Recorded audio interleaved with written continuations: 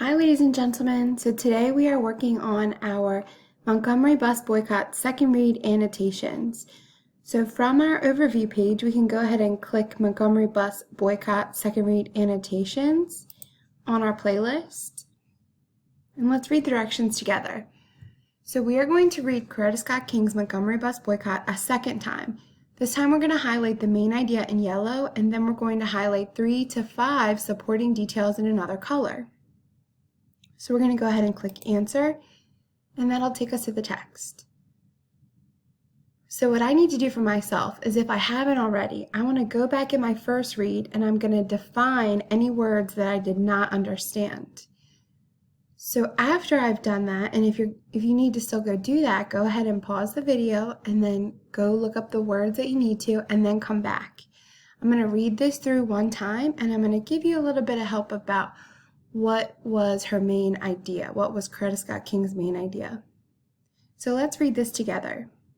Of all the facets of segregation in Montgomery, the most degrading were the rules of the Montgomery City bus lines. This northern incorporation outdid the South itself. Although 70% of its passengers were black, it treated them like cattle. Worse than that, for nobody insults a cow. The first seats on all buses were reserved for whites, even if they were unoccupied, and the rear seats crowded. Black people would have to stand in the back in case some whites might get aboard, and the front seats happened to be occupied, and more white people boarded the bus. Black people seated in the rear were forced to get up and give them their seats. Furthermore, and I don't think Northerners ever realized this, black people had to pay their fares at the front of the bus, get off, and walk to the rear door to board again. Sometimes the bus would drive off without them after they have paid their fare. This would happen to elderly people or pregnant women in bad weather or good, and was considered a great joke by the drivers. And frequently the white bus drivers abused their passengers, called them black cows or black apes. Imagine what it was like, for example, for a black man to get on a bus with his son and be subjected to such treatment. There had been one incident in March 1955 when 15-year-old Claudette Colvin refused to give up her seat to a white passenger. The high school girl was handcuffed and carted off to the police station. At the time, Martin, so she must be talking about her husband, Martin Luther King Jr., served on a committee to protest to the city and bus company officials. The committee was received politely and nothing was done. The fuel that finally made the slow-burning fire blaze up was an almost routine incident. On December 1st, 1955, Mrs. Rosa Parks, a 42-year-old seamstress whom my husband aptly described as a charming person with a radiant personality, boarded the bus to go home after a long day of working and shopping. The bus was crowded and Mrs. Parks found a seat at the beginning of the black section. At the next stop, more whites got on. The driver ordered Mrs. Parks to give her seat to a white man who boarded. This meant she would have to stand all the way home. Rosa Parks was not in a revolutionary frame of mind. She had not planned to do what she did. Her cup had run over, and she said, "I was just plain tired and my feet hurt." So she sat there refusing to get up. The driver called a policeman, who arrested her and took her to the courthouse.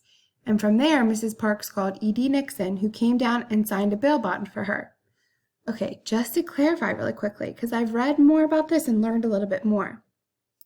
And there's definitely a lot of misconception about this quote, "I was just plain tired." So a lot of times when we talk about this with history, we're thinking like, okay, Rosa Parks, she was older and she was tired, but she wasn't. She was 42, which is not old. And in interviews after the fact, she said, "It wasn't that I was so much physically tired that it happened. I was just so mentally exhausted from being treated this way over and over." She was mentally just tired of being treated like this. So even though she says she wasn't in a revolutionary frame of mind, we have to keep in mind that our narrator doesn't necessarily know everything that passed through Rosa Parks' mind, and this has actually kind of been proven to be a little bit of a misconception. So let's keep moving forward, because when Mrs. Parks called E.D. Nixon, we have to figure out why is he important, but I feel like it's about to tell us. So Mr. Nixon was a fiery Alabamian, I think that's how you say it. He was a Pullman porter who had been active in A. Philip Randolph's Brotherhood of the Sleeping Car Porters and in civil rights activities. So sounds like he was someone who helped people on trains, maybe with their luggage, a Pullman porter, in civil rights activities. Suddenly, he had also had enough. Suddenly, it seemed, almost every black person in Montgomery had had enough. It was spontaneous combustion. That's when something just blows up out of nowhere. Phones started ringing all over the black section of the city. The Women's Political Council suggested a one-day boycott of the buses as a protest, and E.D. Nixon courageously agreed to organize it. The first we knew about it was when Mr. Nixon called my husband early in the morning of Friday, December 2nd. He had already talked to Ralph Abernathy. After describing the incident, Mr. Nixon said, "We have taken this type of thing too long, and I feel the time has come to boycott the buses. It is the only way to make white folks see that we will not take this sort of thing any longer." So up until this point, it's really Coretta Scott King and her husband Martin Luther King Jr. hadn't really been involved in this aspect of the boycott, but it sounds like now they're starting to be involved. Martin agreed with him and offered the Dexter Avenue Church as a meeting place. After much telephoning, a meeting of black ministers and civil leaders was arranged for that evening. Martin said later, as he approached the church that Friday evening, he was nervously wondering how many leaders would really turn up. To his delight, Martin found over 40 people representing every segment of black life crowded into the large meeting room at Dexter. There were doctors, lawyers, businessmen, federal government employees, union leaders, and a great many ministers. The latter were particularly welcome, not only because of their influence, but because it meant that they were beginning to accept Martin's view that religion deals with both heaven and earth. Any religion that professes to be concerned with the souls of men and is not concerned with the slums that doom them, the economic conditions that strangle them, and the social conditions that cripple them is as dry as dust religion. From that very first step, the Christian ministry provided leadership of our struggle as Christian ideals were its source. I wonder if she's pointing that out because she wants to continuously say that she's keeping things, she's trying to convince them of their credibility maybe, she's saying that this was something that they were concerned about, or this is absolutely their business because religion deals with both afterlife but also with life that people are living now. Just interesting. Okay. Martin told me after he got home from that meeting, that the meeting was almost wrecked because questions or suggestions from the floor were cut off. However, after a stormy session, one thing was clear. However much they differed on details, everyone was unanimously for a boycott. So that's everybody. If it's unanimous, every single person is for it. It was set for Monday, December 5th. Committees were organized. All the ministers present promised to urge their congregations to take part. Several thousand leaflets were printed on the church mimeograph machine, so it's like a copier, describing the reasons for the boycott and urging all black citizens not to ride the bus, or ride buses to work, to town, to school, or any place on Monday, December 5th. Everybody was asked to come to a mass meeting at the Holt Street Baptist Church on Monday evening for further instructions.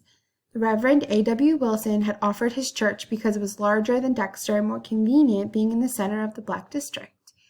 I wonder if she's dropping all these names because these are really important civil rights leaders. I'm going to have to look their names up to see it because I think it lends itself, it kind of shows how legitimate she is as a narrator, that she knows all of these people. But let's keep going.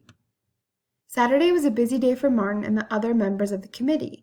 They had hustled around town with other leaders, arranging with the black-owned taxi companies for special bulk fares with the owners of private automobiles to get people to and from work. I could do little to help because Yoki was only 2 years old, and my physician, Dr. W.D. Pettis, who was very careful, advised me to stay in for a month. However, I was kept busy answering the phone, which rang continuously, and coordinating from that central point on the many messages and arrangements. Our greatest concern was how we were going to reach 50,000 black people of Montgomery, no matter how hard we worked. The white press, in an outraged expose, spread the word for us in a way that would have been impossible with our own resources. As it happened, a white woman found our leaflets, which her black maid had left in the kitchen. The irate woman immediately telephoned the newspapers to let the white community know what the blacks were up to.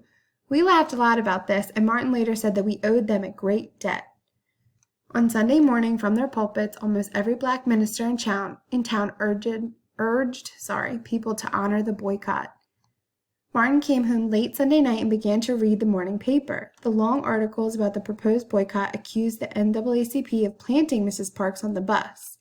She had been a volunteer secretary for the Montgomery chapter and likened the boycott to the tactics of the White Citizens Council. This upset Martin. It was that awesome conscience of his began to gnaw at him, and he wondered if he was doing the right thing. Alone in his study, he struggled with the question of whether the boycott method was basically unchristian. Certainly, it could be used for unethical ends, but as he said, we're giving birth to freedom and urge men to comply with the law of the land. Our concern was not to put the bus company out of business, but to put justice in business. He recalled Thoreau's words, "We can no longer lend our cooperation to an evil system," and he thought, "He who accepts evil without protesting against it, is really cooperating with it." Later, Martin wrote, "From this moment on, I conceived our movement as an act of massive non-cooperation, and from then on, I rarely used the word boycott." Serene after his inner struggle, Martin joined me in our living room. We wanted to get to bed early, but Yoki kept crying and the telephone kept ringing. Between interruptions, we sat together talking about the prospects for success of the protest. We were both filled with doubt. Attempted boycotts had failed in Montgomery and other cities because of the changing time and tempers. This one seemed to have a better chance, but it was a slender hope. We finally decided that if the boycott was 60% effective, we would be doing all right and we would be satisfied to have made a good start. A little after midnight, we finally went to bed, but at 5:30 in the morning, we were up and dressed again. The first bus was due at 6 o'clock at the bus stop just outside our house. We had coffee and toast in the kitchen, and I went into the living room to watch. Right on time, the bus came, the headlights blazing through the December darkness, all lit up inside. I shouted, "Martin, Martin, come quickly." He ran in and stood beside me, his face lit with excitement. There was not one person on that usually crowded bus. Oh, so it was successful so far. Let's see how it keeps going. We stood together waiting for the next bus. It was empty too, and this was the most heavily traveled line in the whole city. Bus after empty bus paused at the stop and moved on, and we were so excited we could hardly speak coherently. Finally, Martin said, "I'm going to take the car to see what's happening at other places in the city." He picked up Ralph Abernathy, and they cruised together around the city. Martin told me about it when he got home. Everywhere was the same, a few white people and maybe one or two blacks on otherwise empty buses. Martin and Ralph saw extraordinary sights, the sidewalks crowded with men and women trudging to work, the students of Alabama State College walking or thumbing rides, so hitchhiking, taxicabs with people clustered in them. Some of our people rode mules, others went in horse-drawn buggies, but most of them were walking, and some making a round trip as much as 12 miles. Martin later wrote, "As I watched them, I knew there's nothing more majestic than the determined courage of individuals willing to suffer and sacrifice for their freedom and dignity." Martin rushed off again at 9 o'clock that morning to attend the trial of Mrs. Parks. She was convicted of disobeying the city's segregation ordinance and fined $10 in costs. Her young attorney, Fred D. Gray, filed an appeal. It was one of the first clear-cut cases of a black person being convicted of disobeying the segregation laws. Usually the charge was disorderly conduct or some such thing. The leaders of the movement called for a meeting at 3 o'clock in the afternoon to organize the mass meeting to be held that night. Martin was a bit late and he entered the hall. People said to him, "Martin, we've elected you to be our president. Will you accept?" Fear was an invisible presence in the meeting along with courage and hope. Proposals were voiced to make an organization where the leaders decided to call the Montgomery Improvement Association, or MIA, a sort of secret society because if no names were mentioned, it would be safer for the leaders. E.D. Nixon opposed that idea.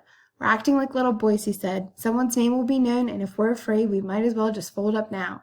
The white folks are eventually going to find out anyway, and we better decide now if we're going to be fearless men or scared little boys." And that settled the question.